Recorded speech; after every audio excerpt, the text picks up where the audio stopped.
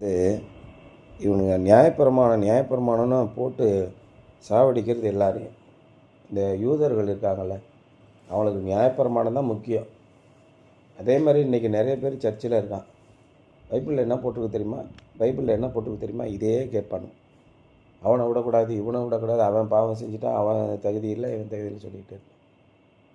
ஆனால் யாரை தேவன் பயன்படுத்துவார்னு நமக்கு தெரியவே தெரியாது.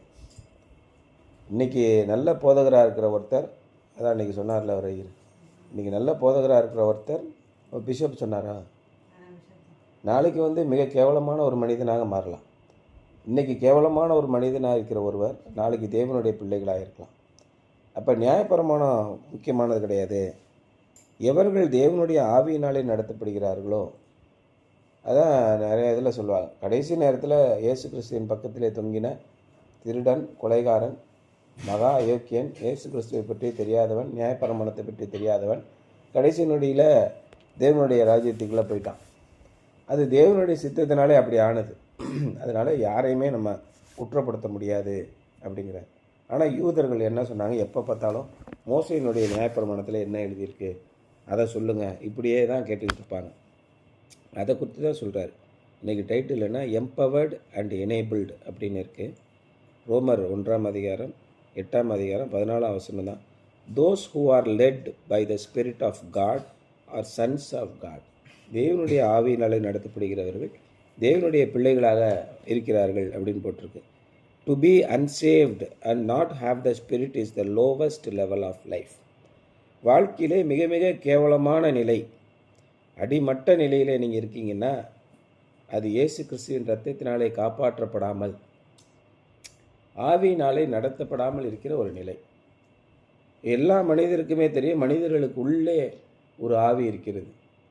அது நன்மை என்னதென்றும் தீமை என்னதென்றும் விளக்கி சொல்லும். எவ்வளோ மோசமான ஒரு மனிதனாக இருந்தால் கூட அவனுடைய மனசாட்சி உறுத்தும். ஆனால் எந்த மிருகத்துக்கும் மனசாட்சியெலாம் கிடையாது.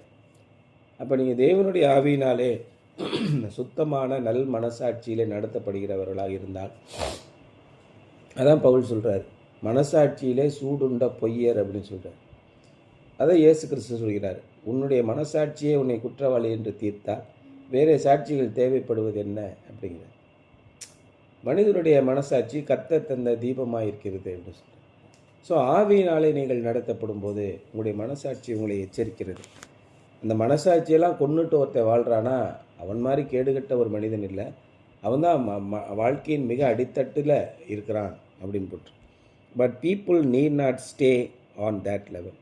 ஆனால் நீங்கள் அங்கே தான் தொடர்ந்து வீழ்ந்து போயிட்டீங்க, அதனால் நீங்கள் அங்கே தான் இருக்கணும் அப்படின்னு அவசியம் இல்லை. By faith in Christ they can move to the next level. எப்பொழுது அவர்கள் கிறிஸ்துவை விசுவாசிக்கிறார்களோ அப்பொழுது தங்களுடைய நிலையிலிருந்து அடுத்த நிலைக்கு போக முடியும். அதான் சொல்கிறார், இயேசு கிறிஸ்துவை விசுவாசி, அப்பொழுது நீயும் உன் வீட்டாரும் ரட்சிக்கப்படுவீர்கள். இப்போ மிக கொடூரமான ஒரு மனிதன் இருக்கிறான், அவனுக்கும் ரட்சிப்பு உண்டு. மிக பரிசுத்தமான நிலையில் ஒரு மனிதன் இருக்கிறான், அவனுக்கும் ரட்சிப்பு உண்டு. என்னங்க ஒரு நியாயம் வேண்டாமா அப்படின்னு கேட்குறாங்க. எத்தனை வருஷம் நான் பைபிள் படித்தேன் தெரியுமா? எத்தனை வருஷம் நான் ஆண்டவருக்காக இந்த உலக வாழ்க்கையை வெறுத்து வாழ்ந்தேன் தெரியுமா? அவன் எல்லாத்தையும் அனுபவிச்சுட்டு கடைசி நேரத்தில் ஆண்டவரே என்ன பைபிளை தூக்கிட்டு வரான், அவனெல்லாம் சர்ச்சுக்குள்ளே விடலாமா அப்படின்னு கேட்குறேன். அந்த நியாயப்பிரமாணம் அப்படி தான் கேட்டது. அதான் இயேசு என்ன சொன்னார், ஒரு கதை சொன்னார். இந்த கதை ஞாபகத்தில் இருக்க, தோட்டக்காரன் ஒருத்தன் தன்னுடைய திராட்சை தோட்டத்தில் வேலை செய்கிறதுக்காக ஆட்களை தேடிக்கொண்டிருந்தான். அவன் போய் காலையில் 8 மணிக்கு ஆட்களை கூப்பிட்டா, நமக்கு 50 பேர் வேணும், 10 பேர் தான் வந்து நிற்கிறான்.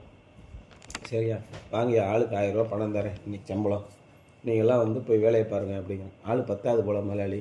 நீ போய் கடையில் போய் எங்கன்னா கடத்தல எங்கன்னா டீ கடையில் உட்காந்துருக்கான மாதிரியா, அங்கே போய் அழைச்சிட்டு வரேன். மறுபடியும் ஒரு 6 பேர் வரான். வாங்கி அவங்களுக்கு 1000 ரூபா சம்பளம் தரையா, மணி 11 ஆயிடுச்சு, போங்க உள்ள அப்படின்னு போகிறான். மறுபடியும் ஆள் 10வது போகலாமே, எவனா சாப்பிட்டுக்கிட்டு வந்துட்டு எங்கன்னா சுற்றிட்டு இருக்கான பாரு, அழைச்சிட்டு வாங்க, 1000 ரூபா சம்பளம் கொடுக்குறேன்னு சொல்கிறார் முதலாளி. மறுபடியும் ஒரு 15 பேர் திருன்னு வரான். ஏன்னா 10, 16, இது ஒரு 15, 21, 31 ஆள் ஆகிடுச்சு. சரி வேகமாக வேலையை பாருங்கள், எவ்வளோ வேகமாக பார்க்க முடியும்னு பாருங்கள், உங்களுக்கு 1000 ரூபா சம்பளம் தரேன். மறுபடியும் 4 மணிக்கு போகிறான். அங்கே 2 பேர் டீ சாப்பிட்டு உட்காந்துருக்கான். ஐயோ வாங்கய்யா 1000 ரூபா சம்பளம் தரேன்னாரு, வந்து கொஞ்சம் வேகமாக பறித்து கொடுங்கய்யா அப்படின்னு அங்கே ஒரு 10 பேர் அழைச்சிட்டோம். சாயங்காலம் 6 மணிக்கு வந்தோடனே எல்லாருக்கும் சம்பளம் கொடுக்குறாரு முதலாளி. இந்த உனக்கு 250 உனக்கு 250ன்னு சொல்லுவான்ல, அந்த கணக்கில் சாயங்காலம் 4 மணிக்கு வந்தவனா ஆளுக்கு 1000 ரூபா கொடுத்து அனுப்பிவிட்டார். மறுபடியும் மத்தியானம் 2 மணிக்கு வந்தவங்களாம் ஆளுக்கு 1000 கொடுத்து அனுப்பிவிட்டார். 11 மணிக்கு வந்தவங்களாம் ஆளுக்கு 1000 கொடுத்து அனுப்பிவிட்டார். காலையில் 8 மணிக்கெலாம் வேலைக்கு வந்தான்ல, நான் என்ன சொல்கிறேன், நமக்கு இவங்களுக்கெல்லாம் 1000 ரூபா கொடுத்தா நமக்கு ஏகப்பட்ட காசு கொடுப்பாரியா அப்படின்னு சொல்லிட்டு வந்து நிற்கிறான். அவங்களுக்கும் ஆளுக்கு 1000 ரூபா கொடுக்குறாரு. அப்போ என்னாச்சு, அவங்களுக்குலாம் கோபம் வந்துருச்சு. அவங்க தான் சர்ச்சு செக்ரட்டரி, ட்ரெஷரரு, பிசி மெம்பர்ஸ். நாங்களாம் கஷ்டப்பட்டு சர்ச்சுக்காக உழைச்சோம், எங்களுக்கு ஒன்றும் கொடுக்கல. அந்த பையன் அயோக்கிய பையன், அவனுக்கு 1000 ரூபா பணம் கொடுக்குறீங்க அப்படின்னு ஏசு மேலே ரொம்ப கடுப்பாயிட்டாங்க. அதுக்கு ஏசு என்ன சொன்னார், யோ பணம் என்னது, தோட்டம் என்னது, என் பணத்தை எடுத்து யாருக்கு வேணால் நான் கொடுக்கலாம், ஏன் நீ கேள்வி கேட்குற அப்படின்னு கேட்டார் இல்லையா? அதை பாருங்கள், நியாயத்தை பாருங்கள். உனக்கு நான் 1000 ரூபா சம்பளம் சொன்னேன்ல, 1000 ரூபா கொடுத்துட்டேன்ல, குறைச்சி கொடுக்கல, பேசுகிற சம்பளத்தை கொடுத்துட்டேன். நான் எதாவது தப்பாக நடந்துக்கிட்டேன்னா இல்லை. உன்னுடைய எண்ணம் எங்கே வருதுன்னா, அடுத்தவனை பார்த்து பொறாமப்பட்டுவேன். உனக்கு எனக்குள்ள உறவு என்ன, நான் 1000 ரூபா தரேன்னா உன்னை ஆசீர்வதிப்பேன் என்று சொன்னேன், உன்னை ஆசீர்வதித்திருக்கிறேன். ஆசீர்வதித்திருக்கேன்ல, ஆசீர்வதிச்சிருக்கேன். அவன் இப்போ தான் 5 வருஷத்துக்கு முன்னாடி ரசிக்கப்பட்டான். ஏன் அளவுக்கு அவனை ஆசீர்வதிக்கிறீங்க, அது ஏன் இஷ்டம். அவனை பார்த்து நீ ஏன் பொறாப்படுற? ஏங்க அவன் போன வருஷம் தாங்க உள்ளே வந்தான், சர்ச்சுக்கு வர்றதே இப்போ 1 வருஷம் தான் ஒழுங்காக வரான். அவனை போய் கண்ணாப்பின்னு ஆசீர்வதிக்கிறீங்க, எங்கள் அளவுக்கு ஈக்குவலாக ஆசீர்வதிக்கிறீங்க, அது ஏன் இஷ்டம், அது நீ சொல்லாத. ஆனால் நியாயப்பிரமாணத்தை பைபிளை பார்த்தா இவங்க நோட் பண்ணிக்கிட்டே இருக்காங்க. ஆகவே நீங்கள் ஒரு மோசமான ஒரு நிலைக்கு விதிவசத்தால் கால சூழ்நிலை போனால் கூட நீங்கள் ஆண்டவரை பற்றி கொள்ளுங்கள், விடாதீங்க. ஆண்டவர் மறுபடியும் உங்களை உயர்ந்த நிலை கொண்டு வருவார். The evidence of conversion is presence of the holy spirit within, witnessing that believers are children of God. நமக்குள்ளே பரிசுத்த ஆவியானவர் இருப்பது தான் நாம் ஒரு நிலையிலிருந்து அடுத்த நிலைக்கு மாறுகிறோம் என்பதற்கான அடையாளம். இப்படி தான் விசுவாசிகள் எல்லாம் தேவனுடைய பிள்ளைகளாக மாறுகிறார்கள். அதான் சாட்சி. Their bodies become the very temple of Holy Spirit. அவருடைய உடல் பரிசுத்த ஆவியானவரின் கோவில்களாக மாறிவிடுகின்றன. What a difference it makes when the Holy Spirit lives within us. ஒரு மனிதனுக்குள்ளே பரிசுத்த ஆவியானவர் வந்து வசிக்கும்போது எப்பேற்பட்ட மாற்றத்தை அவனுடைய வாழ்க்கையில் அது உண்டாக்குகிறது.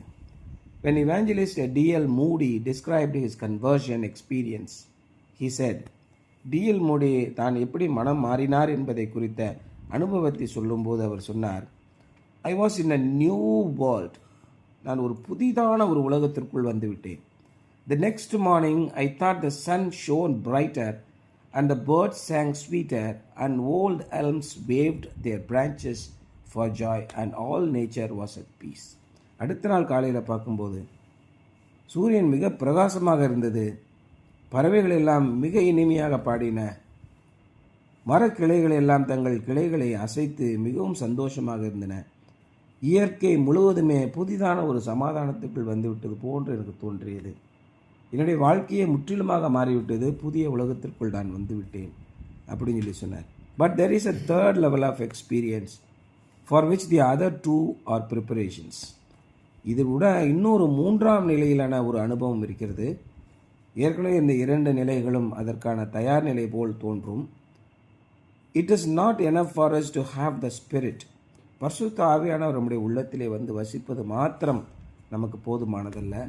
த ஸ்பிரிட் மஸ்ட் ஹாவ் அஸ். பரிசுத்த ஆவியானவர் நம்மளை பற்றி கொள்ள வேண்டும். Only then can he share with us the abundant victorious life that can be ours in Christ. பரிசுத்த ஆவியானவர் நம்மளை பற்றி கொண்டு அவர் நம்மளை நடத்த போது தான் நாம் எப்படி இருப்போம், நிரம்பி வழிகிற, பொங்கி வழியும் தேவ கிருபை போல நிரம்பி வழிகிற மிக வெற்றிகரமான ஒரு வாழ்க்கையை இயேசு கிறிஸ்துவுக்குள் நமக்கு கொடுக்க முடியும். நம்முடைய வாழ்க்கையை ஏதோ வாழ்ந்தோம், ஏதோ படித்தோம், ஏதோ பரீட்சை எழுதணும் போனோம் அப்படின்னு கிடையாது. நம்முடைய வாழ்க்கையில் என்ன சூழ்நிலைகள் வந்தாலும், உங்களுக்கு உடம்பு சரியில்லையா, நீங்கள் ப்ரேயர் பண்ணுங்கள். நீங்கள் ப்ரேயர் பண்ணி அந்த வல்லமையினாலே உங்களுடைய உடம்பு சரியில்லாமல் போகும்போது நல்லாகும். அப்படி நீங்கள் பாருங்கள். அப்பொழுது தேவனுடைய வல்லமை என்னதென்று புரியும். உங்களுக்குள்ளே அவர் வாசமாக இருக்கிறார் என்பது அப்பொழுது தெரியும். நான் ஜெபம் பண்ணேன், எனக்குள்ளே இருக்கிற வல்லமை வெளிப்பட்டது, அது என்னை குணமாக்கியது. அந்த அனுபவம் உங்களுக்கு வேணும் அப்படிங்கிறார். That is the third level experience. Only then can he share with as the abundant victorious life that can be ours in Christ. Because he is the spirit of life. ஏனென்றால் அவர்தான் உயிரின் ஆவி, அவர் ஜீவனின் ஆவி அப்படின்னு சொல்கிறாங்க இல்லையா. he can empower us to obey Christ and he can enable us to be more like Christ. பரிசுத்த ஆவியானவர் தான் இயேசு கிறிஸ்துவிற்கு கீழ்ப்படிவதற்கான வலிமையை தருகிறார். அந்த வகையிலே நாம் இயேசு கிறிஸ்துவை போலாக நமக்கு உதவுகிறார். இயேசு கிறிஸ்துவை போல இயேசுவை முன்னே போக துணிந்தேன், பின்னோக்கே நான் மோர் லைக் ஜீசஸ் அப்படின்னு ஒரு பாட்டு இருக்கு. இயேசுவை போல நான் மாறிட்டேன். இயேசு எப்படி ஆனவராக இருந்தார்? நேற்று தான் படித்தோம்ல, உலகத்திலே மிக கொடூரமானவர்கள் யூதர்கள். அவர்கள் எப்பேற்பட்ட கொடூரமான தண்டனைகளை ஏற்றி வைத்திருந்தார்கள். அந்த கொடூரமான தண்டனைகளை எல்லாம் சர்வ வல்லமையும் பொருந்தினவராக இருந்தும், அத்தனை வல்லமையும் எனக்கு இருக்கிறது என்பதை காண்பித்து வாழ்ந்தும் அமைதியாக ஏற்றுக்கொண்டார். அதனாலே அன்பு இன்னதென்று நாம் பாவிகளாய் இருக்கையில், நாம் கொடூரமானவர்களாய் இருக்கையில், நாம் கொலைகாரர்களாக இருக்கையில் அவர் நம்மை நேசித்ததினாலே அன்பு இன்னதென்று விளங்க பண்ணினார். அப்பேற்பட்ட இயேசு கிறிஸ்துவை போல் நீங்கள் ஆனால் பெரும்பாலும் பிரச்சனைகளே வராது. அது ரொம்ப முக்கியமான ஒரு விஷயம். பிரச்சனைகள் எங்கே வருகிறது அப்படின்னா, சகிப்புத்தன்மை இல்லைன்னா பிரச்சனை வருது. சகிப்புத்தன்மை நிறைய இருந்துச்சுன்னா என்ன பண்ணுறாங்க, அவன் எதை சொன்னாலும் அடி வாங்க வேண்டாம், எவ்வளோ வேணால் அடி வாங்குவான் அப்படின்னு சொல்கிறாங்களே, அந்த மாதிரி ஒரு நிலைக்கு போகும். ஆனால் உலகத்திலே மிக வலிமையானவர்கள் யாருன்னு கேட்டிங்கன்னா, சகிப்புத்தன்மை உள்ளவர்கள் தான் மிக மிக வலிமையானவர்கள்.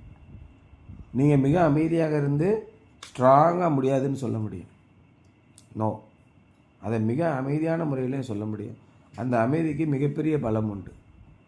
கடைசியில் ஏன்னா இவர்களோட சமாதானம் பண்ணுகிறவர்கள் பாக்கியவான்கள், அவர்கள் தேவனுடைய புத்திரர் எனப்படுவார்கள், த சன்ஸ் ஆஃப் காட். அப்போ அவர்களோட யார் இருப்பா? பின்னாடி ஆண்டவர் நிற்பார் இல்லையா. மிகப்பெரிய அடி வாங்குவாங்க எதிரிகள். அடினா அப்படிப்பட்ட அடி. எப்படி அவன் சாதாரணமாக அமைதியாக போகிறான், எப்படி அவனால் இதெல்லாம் சாதிக்க முடியுது அப்படி இந்த உலகம் உங்களை பார்க்கும். So he can empower us to obey Christ and he can enable us to be more like Christ. Something to ponder today. How has the Holy Spirit changed your perspective on life? வாழ்க்கை குறித்த உங்களுடைய பார்வையை பரிசுத்த ஆவியானவர் எவ்விதமாக மாற்றியிருக்கிறார்? What are some ways you can allow God's Holy Spirit to have more control over you? இன்னும் அதிகமாக உங்கள் மீது பரிசுத்த ஆவியானவர் தன்னுடைய கட்டுப்பாட்டை செலுத்தும் வகையிலே நீங்கள் இன்னும் என்னென்ன வகைகளெல்லாம் தேவனை அனுமதிப்பீர்கள் உங்களுடைய வாழ்க்கையில்? நீங்கள் இன்னும் கீழ்ப்படிந்து கொண்டே இருங்கள். மேலும் மேலும் நீங்கள் கீழ்ப்படிந்து கொண்டே இருங்கள். அப்பொழுது தேவனுடைய கிருபை உங்களோடு கூட இருக்கும். தேவனுடைய பரிசுத்த ஆவியானவர் வேறு கிரியை செய்யும்படியாக நீங்கள் அவரை அனுமதியுங்கள். ஆண்டவரே, உம்முடைய சித்தத்தின்படி நான் செய்வேன், என்னோடு கூட வாங்க அப்படின்னு கேளுங்க. தேவனுடைய கிருபையும் அவருடைய கிருபை வரமும் தான் உங்களுக்கு உதவி செய்ய முடியும். அப்பொழுது நீங்கள் சாதாரண பார்க்க முடியும். உங்களை சுற்றி இருக்கிறவங்களாம் அவங்கள யோசித்து பயத்துக்கிட்டே இருப்பாங்க. என்னடா என்ன நடக்குதுன்னே தெரியலையே அப்படின்னு. நான் மிகப்பெரிய வல்லமை உள்ளவர்கள். பரிசுத்த ஆவியானவர் நம்மோடு கூட இருக்கிறார். வானத்தையும் பூமியும் படைத்த தேவன் நம்மோடு கூட இருக்கிறார். இப்பேற்பட்ட தேவன் நம்மோடு கூட இருக்கும்போது நாம் நிச்சயமாக பயப்பட வேண்டியதில்லை. அவரே நம்மளை வலுப்படுத்தி நம்மளை திறமையானவர்களாக மாற்றுகிறார் என்பதுதான் இன்றைய தலைப்பு. Empowered and enabled. சரியா?